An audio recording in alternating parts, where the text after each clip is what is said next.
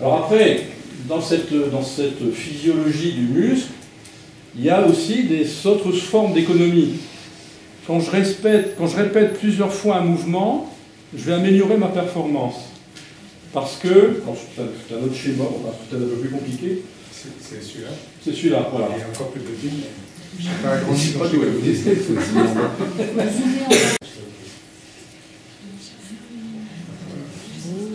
Ah, voilà.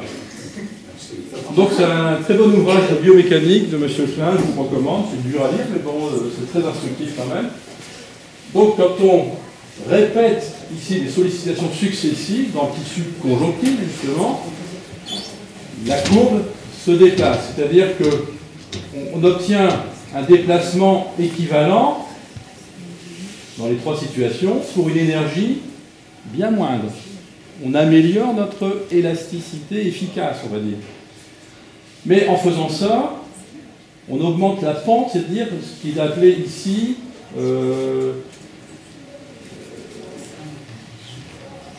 la résistance au mouvement. Hein, la résistance au mouvement va augmenter, ce qui fait qu'on va aboutir à la fin du geste à plus de résistance, c'est-à-dire une protection pour ne pas aller trop loin. Si cette pente-là, ce que je peux supposer si cette pente-là n'augmente pas, vous allez rester en oblique comme ça, plus elle est, plus vous risquez d'aller loin dans le déplacement. En fait, c'est là où l'articulation se déboîte. C'est l'hypothèse de travail, enfin, je vous laisse réfléchir à ça. Hein, il me semble bien que biomécaniquement, on a déjà des arguments pour penser que cette anomalie d'étirabilité, tout compte fait, hein, qui fait que ça ne protège plus nos articulations. Hein, alors qu'au mieux, ça devrait nous améliorer, nous rendre plus performants. Hein, alors c'est ce qu'on ressent quand on fait la rééducation proprioceptive, ce qu'on appelle le frein de mouvement. Le fin de mouvement doit être normalement élastique et progressivement de plus en plus dur, mais pas brutalement arrêté. Or, c'est pas ce qu'on ressent forcément quand on examine. On a l'impression que ça s'en va dans le muscle. Hein, il n'y a plus d'arrêt. Avec le fait, enfin, je parle de mon cas, j'ai l'impression d'être moins élastique qu'avant. Enfin, cela dit, je touche encore jambes tendues, les mains par terre, mais je ne peux plus, enfin bon, c'est pas non plus une recherche encore, poser mon pouce sur le bras, alors qu'avant, j'ai l'impression que toutes les luxations que j'ai eues ont d'un côté renforcé les articulations. Est-ce qu'il se crée une espèce de gaine ou je ne sais quoi qui protège quand on a mal et qui maintient, qui empêche... Alors, je pense qu'effectivement, la répétition des phénomènes douloureux a créé une mise en tension excessive musculaire cette fois-ci. Et c'est ce qu'on observe surtout dans les chaînes antigravitaires, dans les mollets et sous le pied. Les chaînes antigravitaires, gravité terrestre, on la vit tous les jours, forcément, sauf sur la Lune. C'est la pesanteur. Donc la pesanteur fait que notre tonus de posture, qui est une obligation, il n'y en a plus quand on est dans le sommeil paradoxal. Tout est nous, sauf les yeux. Mais le tonus de posture, obligé, commande notre motricité. On n'a pas de motricité possible si le tonus est nul. Il faut un tonus réglé par la moelle épinière. Et une boucle réflexe. Bon. Ce tonus, qui est dans un contexte douloureux, va vous amener à vous crisper davantage. Je pense que vous avez mal vécu les 2 jours de verglas du week-end dernier, samedi, dimanche.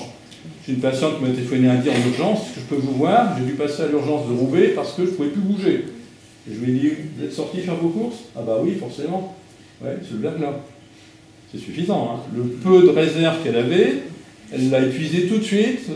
Moi-même, en marchant, je m'étais rendu compte qu'au bout de 5 minutes, c'était dur de marcher sur la glace. On fait le fanfaron en disant, je ne vais pas me casser la figure, je rigole. Vous voyez, mais ça vous use en termes de tension musculaire.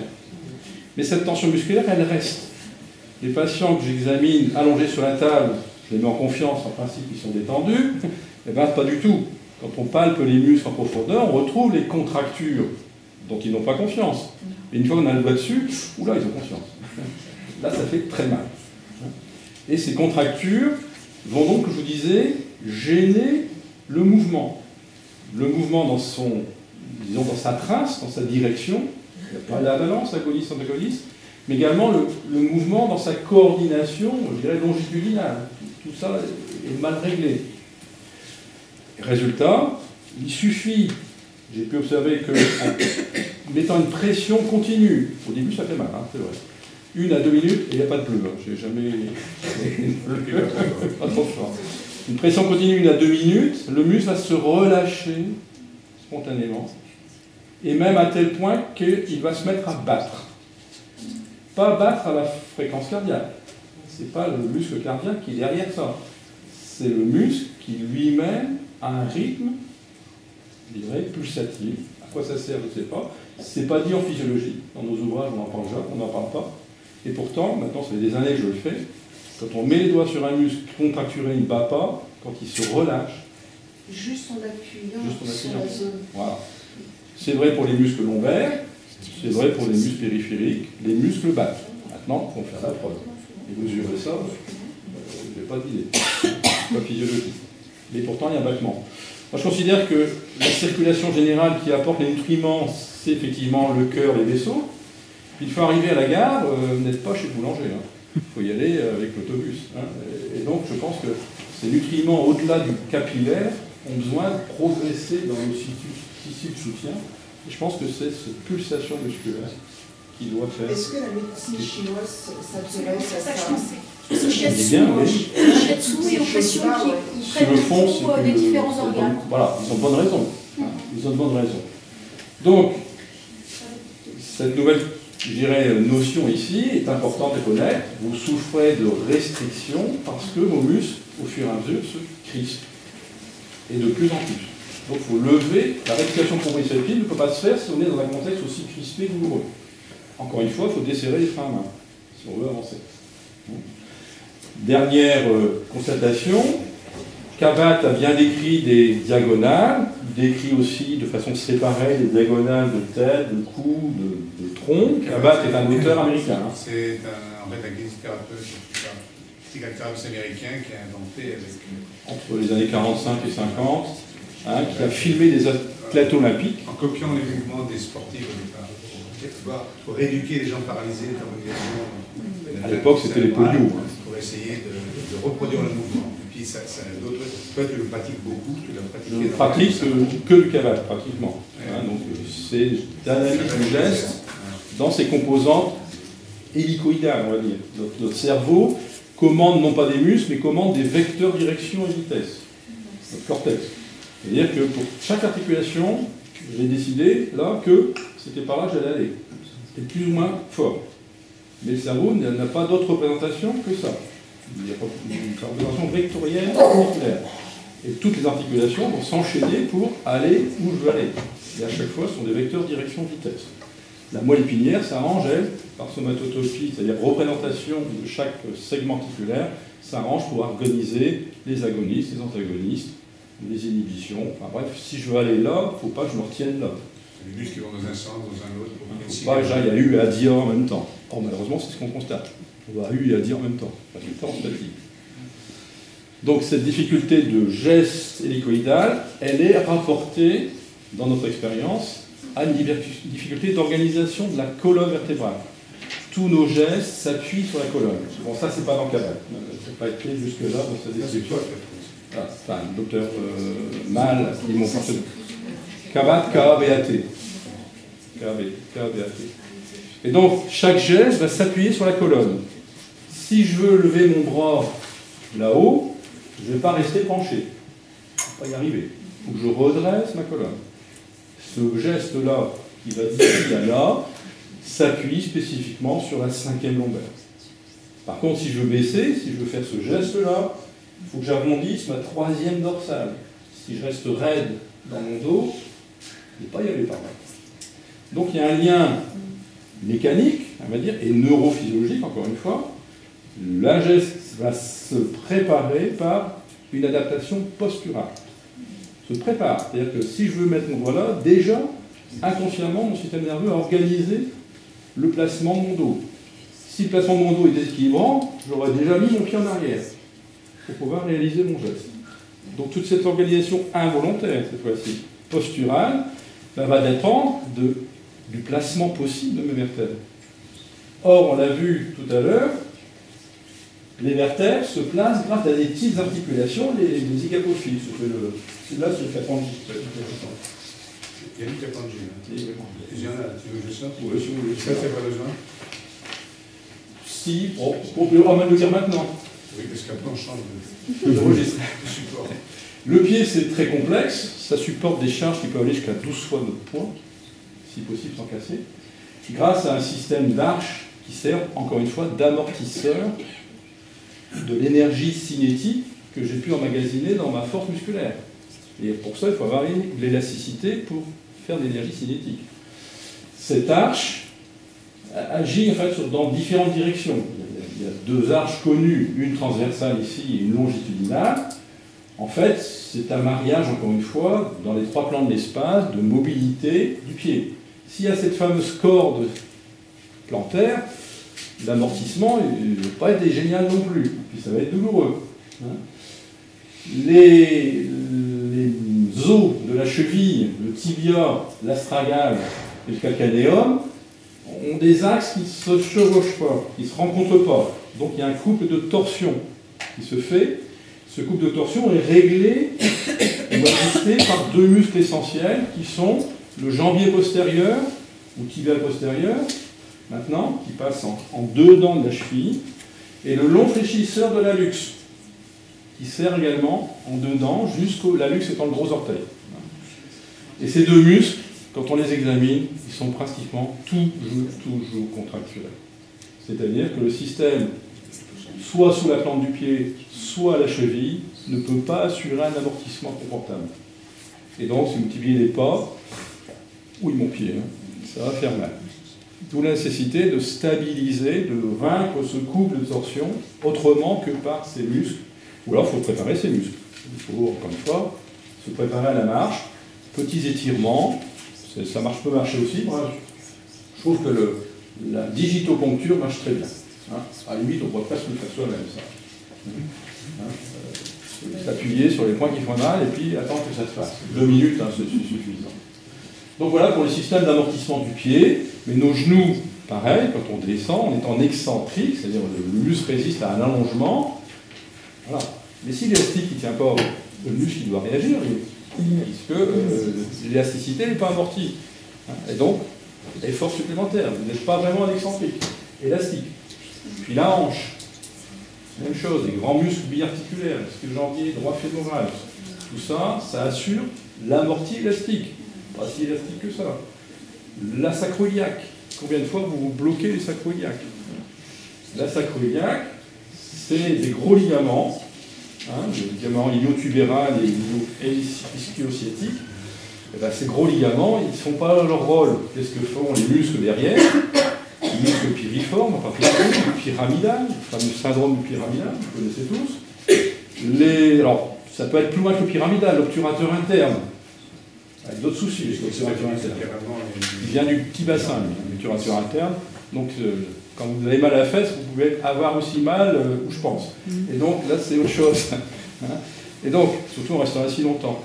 Eh bien, ces muscles vont réagir au manque d'élasticité des gros ligaments, je dirais, d'amortissement. Et en conséquence de quoi, ils vont être surmenés, être fatigués. Douleur de la fesse, douleur obturatrice, autre muscle psoas, quelque chose. Donc tous ces muscles-là, à force d'être hyper sollicités, même dans l'amorti, vont créer des douleurs. Et donc ce système d'amortissement, il remonte grâce aux courbures vertébrales jusque le cou. Les courbures vertébrales, si elles sont souples, ça va. Si vous êtes organisé avec une colonne rigide, ça n'amortit plus non plus. Boum, boum, la tête. Alors après, on ne sait pas trop ce qui se passe dans la tête. Alors, ça n'amortit pas bien. Il y a des vestibules aussi. Voilà. Alors le problème de l'équilibration dans tout ça, c'est que vous êtes censé, à partir du sol, de la réaction antigravitaire, le poids sur le pied sur le sol, vous avez une poussée. Cette poussée verticale, elle doit rencontrer l'organisation descendante de l'équilibre qui nous vient des yeux, des vestibules, du cou. Si les deux ne se rencontrent pas, vous n'êtes pas à l'équilibre. Qu'est-ce qui va se passer? On va se bloquer, parce que sinon, ça va pas. Ah oui. On bloque une heure comme ça, ça va pas non plus. Donc ces blocages vous permettent de rattraper des déséquilibres. L'ostéopathie, on vous débloque. Ah oui. Attention, ça ne tient plus là, puisqu'on n'a pas réglé le couple. C'est plus face à face, c'est toujours décollé. Il faut donc réajuster les informations qui viennent du bas et celles qui viennent du haut. Alors le haut, principalement le cou. Parce que vous n'avez pas tous des vestibules malades, enfin, on se pose la question. Ils sont très réactifs. Voilà. On bouge la tête, il y a des vertiges paroxystiques, mais Voilà. ils sont très réactifs. Donc s'ajuster, trouver de l'équilibre, c'est aussi dans l'empilement des vertèbres, quelque part. S'il n'y a pas ce joint opposé, je n'ai pas l'équilibre. Et si je n'ai pas l'équilibre dans ma vertèbre des 10, je ne vais pas pouvoir faire ce geste-là normalement. Parce que ce geste-là, d'enjambement, s'appuie sur des 10. Si j'ai une des 10 bancale, le geste-là va être bancal aussi. Et c'est vrai pour chaque geste qu'on va pouvoir faire. Kabak, on a défini 12, c'est suffisant. C'est notre do, ré, mi, fa, sol. On peut faire les harmoniques qu'on veut avec tout ça, mais si on n'a pas do, ré, mi, fa, sol juste, le reste ne va pas être juste. Alors, je n'ai pas la règle absolue, mais dans le geste, c'est pareil. Les 12 gestes principaux, 10 olympiques, on va dire, ici, là, ils doivent être bons. Alors, ce petit schéma de Kapanji, qui a tout dit déjà, on n'a pas de juge, on ne peut pas le passer comme ça, j'essaie de le retrouver. D'accord. Je pense que je vais sur le... Accorde une grande importance à la 3e vertèbre lombaire. C'est-à-dire que notre colonne est mobile grâce aux vertèbres lombaires, justement. Mobile dans la flexion, l'inclinaison. C'est pas lui. On peut laisser, peut-être. C'est Kapanji. C'est Kapanji aussi. Donc, ces vertèbres sont mobiles parce que articulées. C'est une facette articulaire qui va s'emboîter avec celle du dessous. Avec des orientations définies. Disons qu'à 13 ans, nos facettes ont pris la direction que notre croissance leur avait donnée. Notre croissance, c'est notre habilité gestuelle, justement. On définit notre structure osseuse par notre biomécanique. Si je fais tout le temps du tennis avec mon bras gauche, j'aurai un gros bras gauche, et puis pas un gros bras droit. Ben, pour la colonne vertébrale, c'est pareil. Si je sollicite ma colonne de travers, je vais partir de travers. Je vais avoir une vertèbre qui ne va pas être symétrique. Et ça, c'est jusqu'à 13 ans. Après, c'est foutu, trop tard. Donc, apprenons à redresser nos enfants, et ça ne marche pas en disant tiens-toi droit, attention. C'est pas comme ça que ça se fait. Donc, nos articulations, grâce à des petits muscles, qu'on a représentés ici, vont orienter nos vertèbres. Et pour ça, il faut que notre disque ici, qui est un ligament principal des vertèbres, soit bien épais, avec la petite bille ici, le nucleus pulposus. Cette petite bille, si elle est assez épaisse, va répartir les pressions vers le tissu élastique. Ah tiens, encore un. Ce tissu élastique vertébral va amortir, pas de chance, va amortir aussi les vibrations. Et donc, problème, c'est beaucoup de contraintes mal amorties, puisque un tissu qui ne retient pas l'eau, pas bien l'eau, j'imagine, mais il n'y a pas de preuve pour ça. C'est sûr, mais on l'a même radiologiquement. Le nombre de fausses discos qui sont diagnostiqués. L'eau, c'est 85% pour un disque, normalement. Or, on vieillit en déshydratant nos disques. Ils perdent de l'eau, ils perdent de la hauteur. Comment hydrater un disque? C'est le professeur Soyer de Charleroi qui a imaginé, je pense qu'il a raison, un système, j'en reviens à la moule, tiens. Dans un disque, il n'y a pas de vaisseau. Disque sain. Un disque cicatriciel, il y a des bourgeons cicatriciels, il y a des vaisseaux. Et des nerfs, pas de chance. Parce que dans un disque sain, il n'y a pas de nerfs non plus. Donc un disque ne doit pas faire mal, normalement. Sain. Pas de chance s'il est cicatriciel.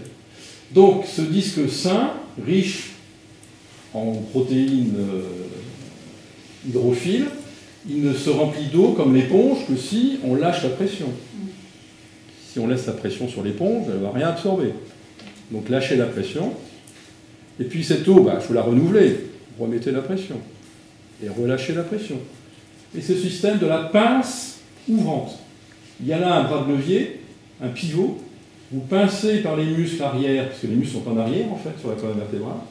Vous pincez les épineuses, vous ouvrez les disques. Dépression. Voilà.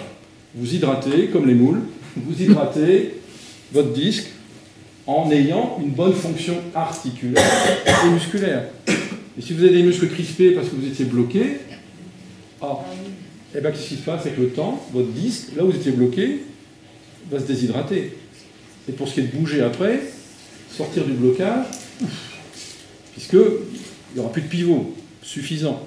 Donc il ne faut pas rester dans un blocage.